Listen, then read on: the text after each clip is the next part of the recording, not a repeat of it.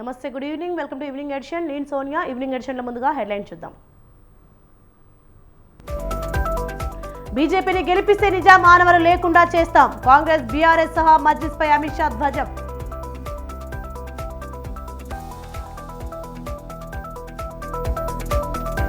Telangana cabinet కీలక నిర్ణయం. ఎమ్మెల్సీలుగా కోదండరాం, అలీఖాన్ పేర్లకు ఆమోదం.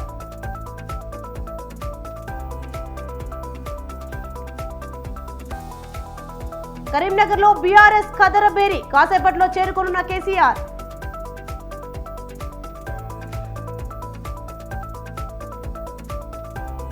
మోదీ సర్కార్పై అసదుద్దీన్ ఆగ్రహం. సీఏఏ వివక్షతతో కూడిందని విమర్శ.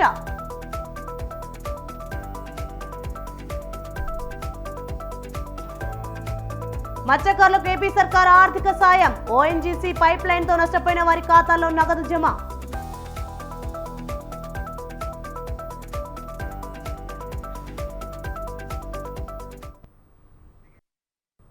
మంగళగిరిలో జనసేన అధ్యక్షుడు పవన్ మాట్లాడుతున్నారు. ఇప్పుడు లైవ్ చూద్దాం.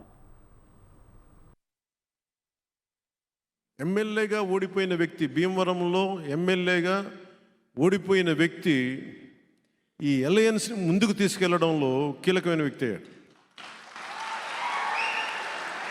ఏదో నేను అతిశయోక్తిగానో గర్వంగానో చెప్పట్లా, కీలకమైన పదమే వాడుతున్నా. అంటే ఉన్న ఒక్క ఎమ్మెల్యే వెళ్ళిపోయినా నిలబడి ఉన్నామంటే మీ గుండెల్లో ఉన్న స్థానం నాకు అంత బలం ఇచ్చింది. ఎమ్మెల్యేగా ఓడిపోయినా కానీ మీ గుండెల్లో పెట్టుకున్న నాయకుడి స్థానం చెదరల, నాకు అది సరిపోయింది. ఈ 5 సంవత్సరాలు మనందరం కూడా రకరకాల కేసులు ఎదుర్కొన్నాం. మహిళలు, సగటు మధ్యతరగతి మహిళలు కూడా అటెంప్టివ్ మర్డర్ కేసుల మీద పెట్టేసి జైల్లో పెట్టారు వీళ్ళు. భీమవరంలో ఎంతమంది మీద ఫాల్స్ ఎస్సీ అట్రాసిటీ కేసులు. ఇందాక ఆంజనేయులు గారు కూడా అదే చెప్తున్నారు, ఆయన మీద కూడా ఎస్సీ ఫాల్స్ అట్రాసిటీ కేసు, బెదిరించేయడాలు. భీమవరం ఒక కుబేర నగరం, అత్యంత కుబేరులు ఉండే నగరం. ఒక రౌడీ చేతులు ఇరుక్కుపోయింది భీమవరం. మన బంధువులే ఉండొచ్చు. పొద్దున్న లేస్తే మన బంధువులు, మన కులపోడైనా సరే, మన ఇంట్లో వాడైనా సరే దాడులు ద్రోహాలు చేస్తే మనం ఊరుకుంటున్నామంటే తప్పు, వాళ్ళదో మందు కూడా అవుతుంది. నాకు నిజంగా బాధ కలిగింది. మీరు చెప్పండి, నేను కనుక అడ్డగోలుగా అన్యాయాలు దోపిడీ చేస్తే మీకు నచ్చదు కదా. నేను చాలామందికి బంధువు. కానీ మీరు ఒక ఆశయాన్ని తీసుకెళ్లేటప్పుడు, ప్రజాస్వామ్యాన్ని కాపాడాలనుకున్నప్పుడు తప్పులు చేస్తుంటే, వెనకేసుకొస్తుంటే ఇంకెవడు ప్రపంచాన్ని ఈ సమాజాన్ని ఎవడు మార్చలేదు. మొన్న భీమవరంలో కూడా ఇదే మాట ఇంకొకసారి ఉద్ఘాటిస్తున్నాను అన్నమాట. ఒక వ్యక్తి చేసిన తప్పు కులం మీద పడిపోద్ది, అతని వర్గం మీద పడిపోద్ది. వైసీపీ ఎమ్మెల్సీ అనంతబాబు చేసిన, మన మీదేమో ఇక్కడ పులపర్తి ఆంజనేయులు గారి మీద కానీ ప్రతి ఒక్కళ్ళ చాలామంది మీద ఎస్సీ ఫాల్స్ అట్రాసిటీ కేసులు పెడతా ఉంటారు. మరి వైసీపీ ఎమ్మెల్సీ తన దగ్గర పనిచేసే ఒక దళిత కులానికి చెందిన ఒక డ్రైవర్ని చంపేసి డోర్ డెలివరీ చేస్తే జైల్లోంచి బయటకు వస్తే జైలు పలుకుతున్నారు, వెల్కమ్ బాస్ ఇస్ బ్యాక్ అంటే ఏమి సంకేతాలు పంపితే మీరు చెప్పండి. మన వాడే తప్పు చేశాడు, మన కులస్తుడే, మనోడే తప్పు, మనం కరెక్ట్ చేశాడని వాళ్ళు చేసిన తప్పుని మనం వెనకేసుకొస్తే ఇది అందరికీ దెబ్బ తగులుతుంది. భీమవరం కూడా నేను కోరుకుంటుంది, ఇప్పుడు దాకా నేను నోరెత్తలేదు, ఇప్పుడు ఎత్తుతున్నాను. గంధి శ్రీనివాస్ని అక్కడి నుంచి తరివేయాలి.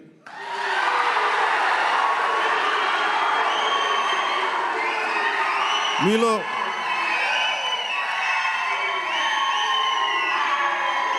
చాలామందికి బంధువతం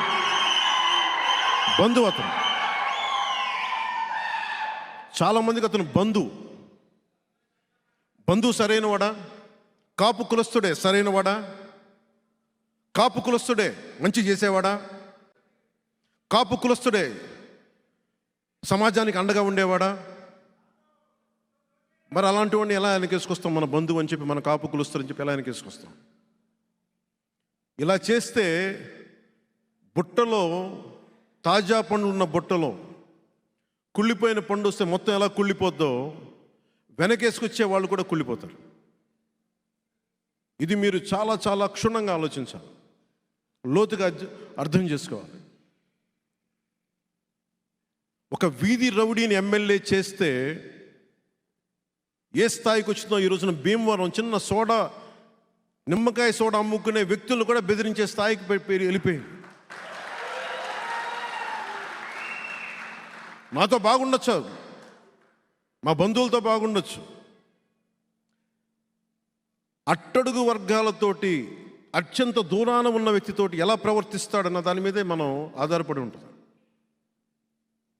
ఇది నాకు చాలా చాలా వేదన కలిగించింది.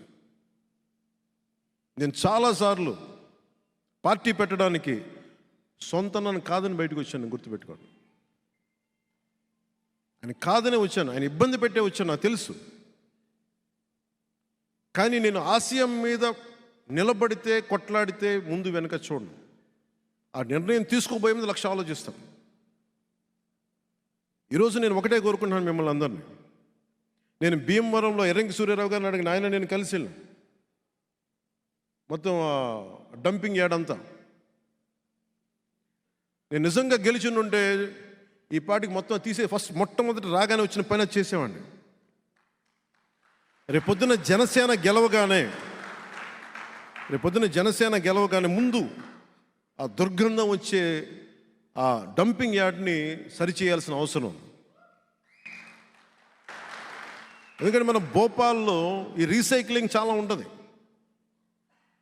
లాస్ వేగాస్లో కానీ భోపాల్లో కానీ ఈ డంపింగ్ యార్డ్స్ని ఇబ్బంది లేకుండా ఎలా చేస్తారనేది చాలా ఉంది. అలాంటి ప్రయత్నం నేను తీసుకొచ్చేవాడిని. కానీ ఇప్పుడు మీ అందరి రాకతోటి జనసేన రేపు గెలవగానే మొట్టమొదటి చేసే పని అదే.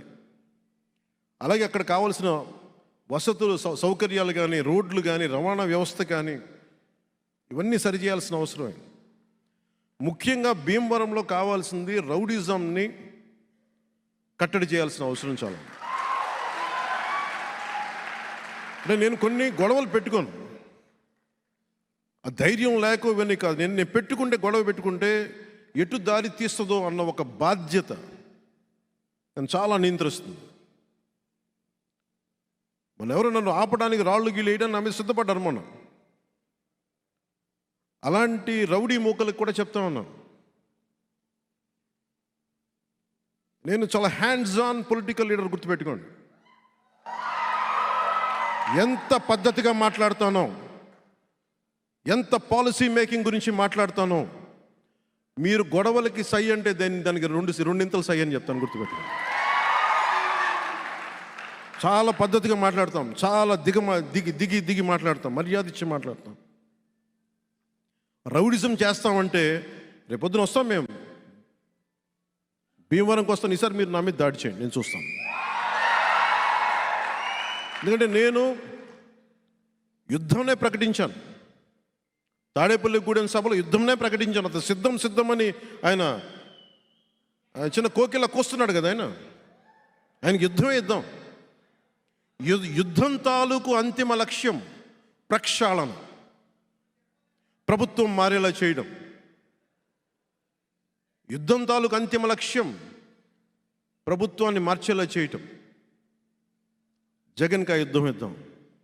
జగన్ తాలూకు జలగలు ఏవైతే ఉన్నాయో ప్రతి చోట ఆ జలగలను తీసి పడేస్తాం, భీమవరంలో ఉండే జలగతో సహా. రేపొద్దున నుంచి ఒకటే, బంధువు అనే పదం తీసేయండి ఇక్కడి నుంచి. విశ్వనాథ సత్యనారాయణ గారు చెప్పే ఒక్కొక్క మాట నాకు చాలా ప్రమాణం, మహావాక్యం నాకు అది.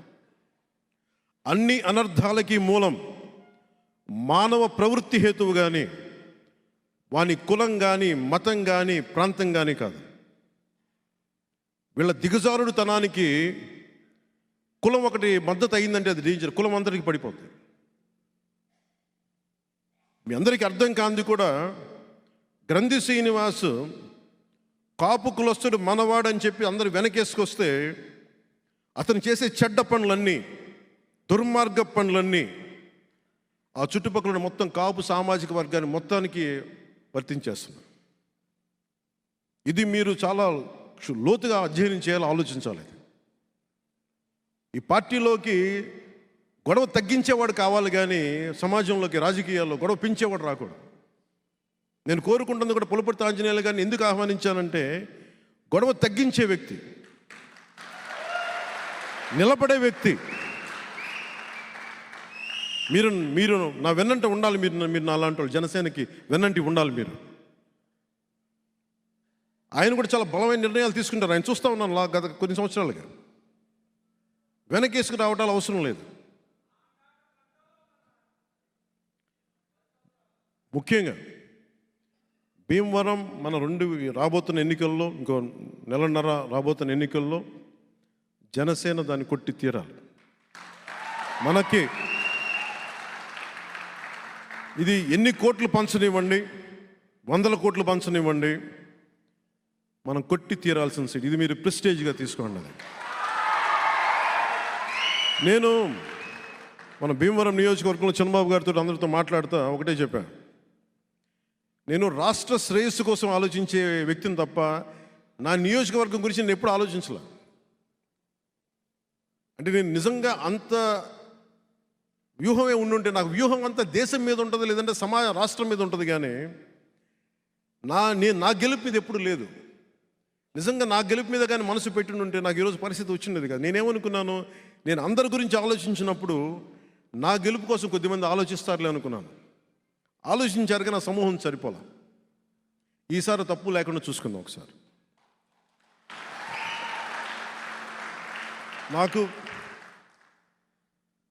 నేను తీసుకున్నది తక్కువ ఎక్కువ ఇవన్నీ మర్చిపోండి. 175 సీట్లో 175 సీట్లు జనసేన పోటీ చేస్తుంది, 175 సీట్లో భారతీయ జనతా పార్టీ పోటీ చేస్తుంది, 175 సీట్లో తెలుగుదేశం పోటీ చేస్తుంది.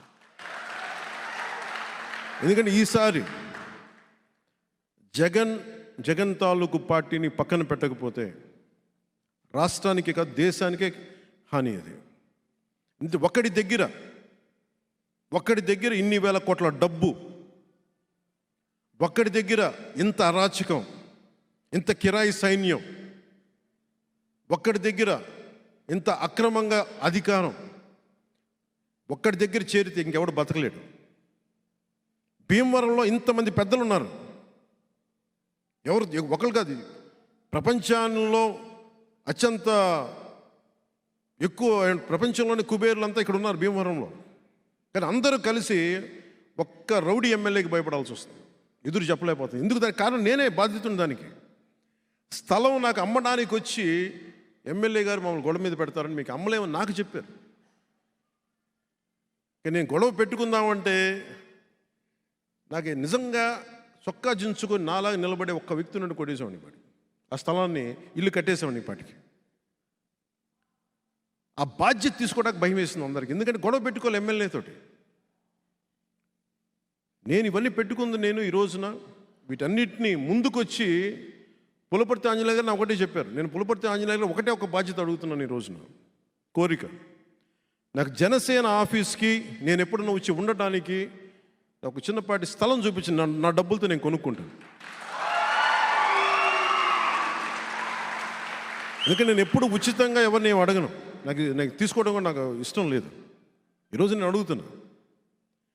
ఎందుకంటే నేను భీమవరాన్ని నేను వదలను. నాది నోరెత్తితే దళిత కులానికి సంబంధించిన వాళ్ళ మీదేమో ఏ స్థాయికి వెళ్ళిపోయిందంటే, దళితుల మీద కూడా, దళితుల మీద ఎస్సీ ఎస్టీ అట్రాసిటీ కేసు పెట్టించే స్థాయికి వైసీపీ ప్రభుత్వం వెళ్ళిపోయింది. ఈ రౌడిజం ఇంకా మారాలి. నేను మొత్తం పెట్టుకుంది కూడా ఖచ్చితంగా ఇంకా వైసీపీ విముక్త ఆంధ్రప్రదేశ్ ఏదైతే కోరుకున్నానో సరిగ్గా మే 15 లోపు జరిగిపోతుంది.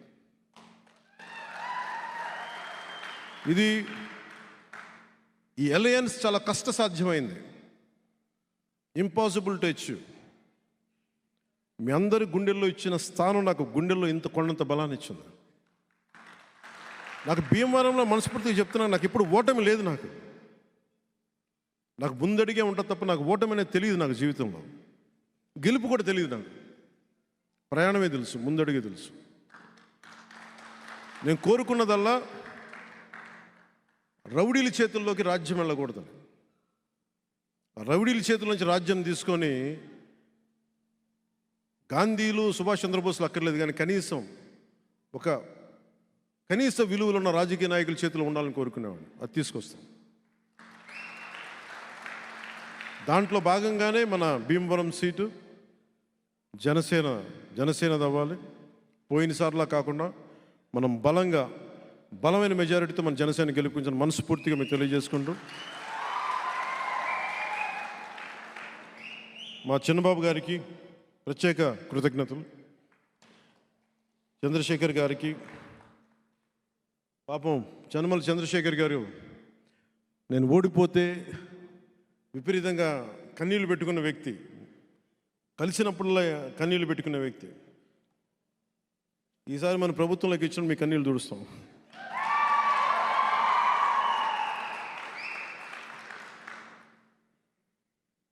అలా ప్రతి ఒక్కరికి, మీ అందరికీ కూడా ప్రత్యేక ధన్యవాదాలు తెలుపుకుంటూ, మనస్ఫూర్తిగా మీ అందరి ఆశీస్సులు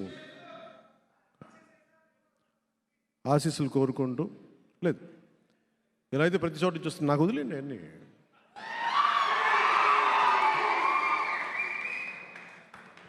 వ్యూహం నాకు వదిలేండి అమ్మా, టైమింగ్ నాకు వదిలే.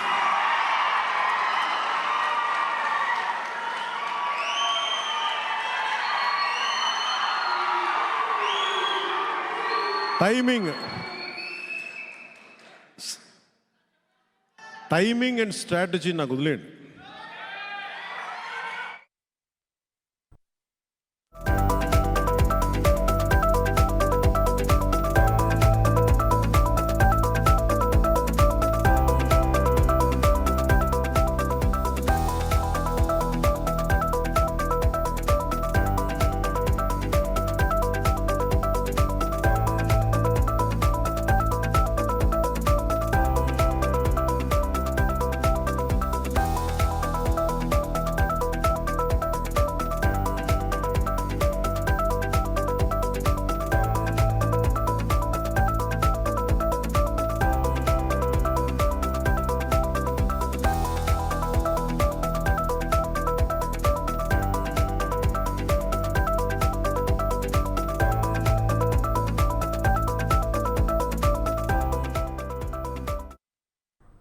ఈవినింగ్ ఎడిషన్ బ్రేకింగ్ న్యూస్ చూస్తున్నాం. తెనాలి మహిళ గీతాంజలి ఆత్మహత్య ఘటనపై సీఎం జగన్ విచారం వ్యక్తం చేశారు. ఈ ఘటన తనను తీవ్ర దిగ్భ్రాంతికి గురి చేసిందని అన్నారు. గీతాంజలి కుటుంబాన్ని ఆదుకోవడానికి తగిన చర్యలు తీసుకోవాలని అధికారులను ఆదేశించారు. గీతాంజలి కుటుంబానికి 20 లక్షల పరిహారం ఇవ్వాలని ఆదేశించారు. ఆడపిల్లల గౌరవ ప్రతిష్టలకు, మర్యాదలకు భంగం కలిగించే ఏ ఒక్కరిని కూడా చట్టం వదిలిపెట్టదని సీఎం స్పష్టం చేశారు.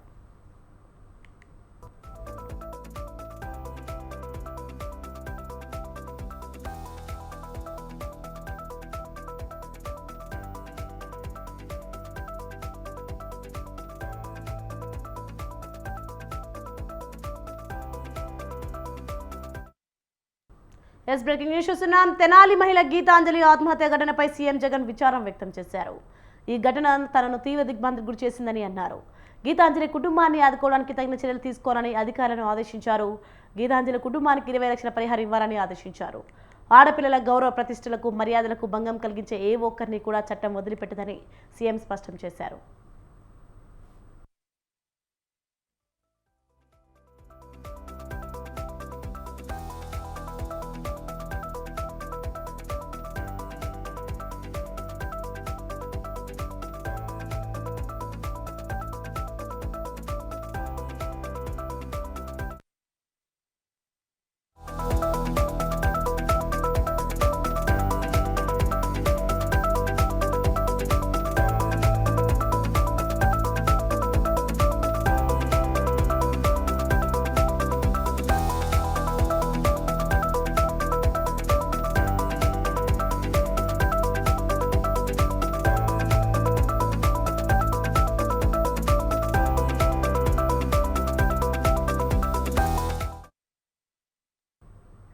విశాఖ మత్స్యశాఖలో కీచక పర్వం వెలుగు చూసింది. తోటి మహిళా ఉద్యోగిపై fishing harbour joint director Lal Mohammed లైంగిక వేధింపులకు పాల్పడ్డారు. తన క్యాబిన్కు పిలిపించుకుని అసభ్యంగా ప్రవర్తించడంతో పోలీసులకు ఫిర్యాదు చేసింది బాధితురాలు. దీంతో కేసు నమోదు చేసుకుని నిందితులపై చర్యలు తీసుకోవాల్సిన పోలీసులు అతన్ని తప్పించే ప్రయత్నం చేస్తున్నట్లు తెలుస్తోంది. చిన్న సెక్షన్ నమోదు చేసి తప్పించేందుకు యత్నిస్తారని బాధితురాలు ఆరోపిస్తోంది. దీనిపై మరింత సమాచారం మా ప్రతినిధి ప్రదీప్ అందిస్తారు.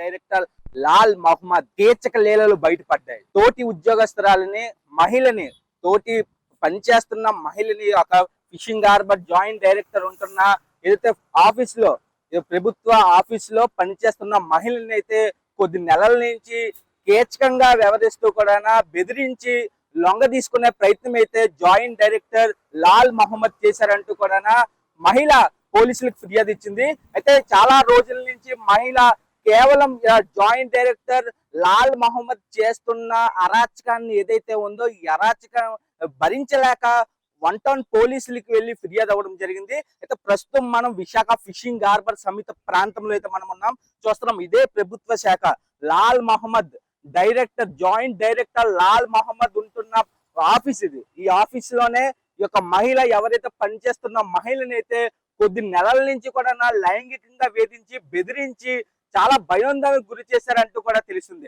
మొత్తానికి చూస్తున్నాం, విశాఖపట్నంలో ప్రభుత్వ శాఖలో దారుణం చేసుకున్న సంఘటన విశాఖ ఫిషింగ్ హార్బర్ సమిత ప్రాంతంలో జాయింట్ డైరెక్టర్ ప్రభుత్వ శాఖ ఎదురుగా మనం ఉన్నాం. అయితే ఈ లోపల పనిచేస్తున్న ప్రభుత్వ మహిళా ఉద్యోగిని అయితే కేచకంగా ఈ యొక్క జాయింట్ డైరెక్టర్ చాలా ఇబ్బందులు పెడుతూ అసలు లొంగ తీసుకున్న ప్రయత్నం చేశాడు. అయితే మహిళ చాలా రోజుల నుంచి ఓపిక భరించలేక ఈ యొక్క జాయింట్ డైరెక్టర్ లాల్ మహమ్మద్ చేస్తున్న వెర్రి వేషాలని తట్టుకోలేక కూడా విశాఖపట్నం 1 టౌన్ సమిత ప్రాంతంలో సోమవారం రాత్రి ఫిర్యాదు అవ్వడం జరిగింది. పోలీసులు అయితే లాల్ మహమ్మద్ పైన చిన్న సెక్షన్లు వేశారు. జాలి చూపించారు పోలీసులు. ఎందుకు ఇంత కీచకాన్ని జాలి చూపించవలసిన పరిస్థితి ఎందుకు పోలీసులకు వచ్చింది? జాయింట్ డైరెక్టర్ ప్రభుత్వ ఉద్యోగాన్ని భయపడుతున్నారు పోలీసులు. ఎందుకు చిన్న సెక్షన్లు వేసి తప్పించిన ప్రయత్నం ఎందుకు చేస్తున్నారు? మహిళ ఎక్కువ ఈ యొక్క విషయంలో పట్టుదల లేకపోతే ఈ యొక్క ప్రభుత్వ ఉద్యోగం చేసిన వెర్రి వేషాలని తప్పిస్తారా పోలీసులు? మహిళకి తోటి పనిచేస్తున్న మహిళకి ఎంత ఇబ్బంది పెడుతున్న ఈ యొక్క జాయింట్ డైరెక్టర్ లాల్ మహమ్మద్ పై పోలీసులు అయితే ఇంకా కఠినమైన చర్యలు తీసుకోవాలి. ఏదైతే మహిళా సంఘాలు కూడా జాయింట్ డైరెక్టర్ ఈ యొక్క మహమ్మద్ పై అయితే తీవ్రంగా చర్యలు తీసుకోవాలంటూ కూడా మహిళా సంఘాలు అయితే ఇప్పటికే బయటకు వచ్చే పరిస్థితి అయితే కనబడుతుంది. అయితే తోటి మహిళ ఎవరికైతే అన్యాయం జరిగింది మహిళకైతే విశాఖపట్నం పోలీస్ కమిషనర్ న్యాయం చేయాలి. ఇలాంటి జాయింట్ డైరెక్టర్ ఇలాంటి కీచకుడిని అయితే వెంటనే శిక్షించాలి. ఎప్పుడు ఎట్లాంటి మహిళా ఉద్యోగి పట్ల ఎటువంటి అసభ్యంగా ప్రవర్తించకుండా కూడా లాల్ మహమ్మద్ పై అయితే కఠినమైన చర్యలు పోలీసులు తీసుకోవాలంటూ కూడా స్వతంత్ర టీవీ కోరుతుంది. కెమెరామ్యాన్ తో ప్రదీప్, విశాఖ నుంచి స్వతంత్ర. Yes, okay, we updates. For more updates, keep watching Swatandhra News.